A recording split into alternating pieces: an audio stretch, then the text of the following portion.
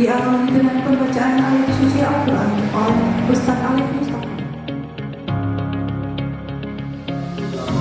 Yaitu modernisasi pelayanan polantas presisi mengawal pemilu damai untuk Indonesia maju.